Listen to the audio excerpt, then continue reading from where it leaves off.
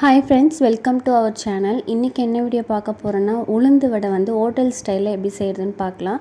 நல்லா மேலே கிறிஸ்பியாக உள்ள சாஃப்டாக புசு புசுன்னு வரும். நீங்களும் ட்ரை பண்ணி பாருங்கள்.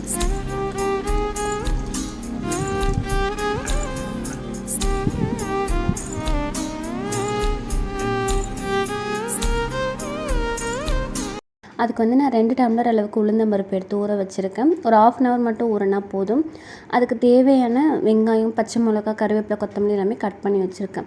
இது எங்கள் வீட்டில் பசங்க சாப்பிட்ற மாதிரி செய்யறதுனால பச்சை மிளகா உளுந்து கூடவே சேர்த்து அரைச்சிடுவேன். பாதி அளவுக்கு உளுந்து எடுத்து அதில் 3 க்யூப் ஐஸ் க்யூப் சேர்த்துட்டு ஒரே ஒரு பச்சை மிளகா சேர்த்து அரைச்சிட்டு மீதி பாதி உளுந்துக்கு இன்னொரு பச்சை மிளகா சேர்த்து அரைச்சிடுவேன். இந்த மாதிரி நைஸாக ப்ளஃபியாக அரைக்கணும். ஸோ நம்ம ஐஸ் க்யூப் சேர்த்து அரைக்கிறதுனால நல்லா ப்ளஃபியாக வரும். எதுக்காக ஐஸ் க்யூப் சேர்க்குறோன்னா, மாவு அரைக்கும் போது ஹீட் ஆகிடுச்சுன்னா இந்த மாதிரி ப்ளஃபியாக வராது. மிக்ஸி ஜார் ஹீட் ஆகுது பார்த்திங்களா, அதனால தான் நம்மளுக்கு ரொம்ப கல் மாதிரி இருக்கும் வடை. ஸோ இந்த மாதிரி நீங்களும் ட்ரை பண்ணி பாருங்கள். இப்போ மாவு ஃபுல்லாகவே அரைச்சிட்டு அது கூட 2 டேபிள் ஸ்பூன் அளவுக்கு அரிசி மாவு சேர்த்துருக்கேன். அரிசி மாவு சேர்த்திங்கன்னா நல்லா கிறிஸ்பியாக வரும். ஒரு சிலர் பார்த்திங்கன்னா உளுந்து கூடவே ஒரு 2 டேபிள் ஸ்பூன் அளவுக்கு அரிசி சேர்த்து ஊற வச்சு அரைப்பாங்க. பட் நான் இந்த மெத்தடில் தான் செஞ்சுருக்கேன். நீங்களும் இதே மாதிரியே ட்ரை பண்ணி பாருங்கள்.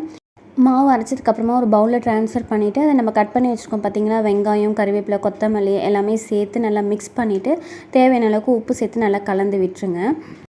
ஸோ இப்போ எண்ணெய் நல்லா காஞ்சதுக்கப்புறம் பார்த்திங்கன்னா நம்ம ரெடி பண்ணி வச்சுருக்க மாவு இந்த மாதிரி சின்ன சின்னதாக வடை தட்டி சேர்த்துக்கலாம்.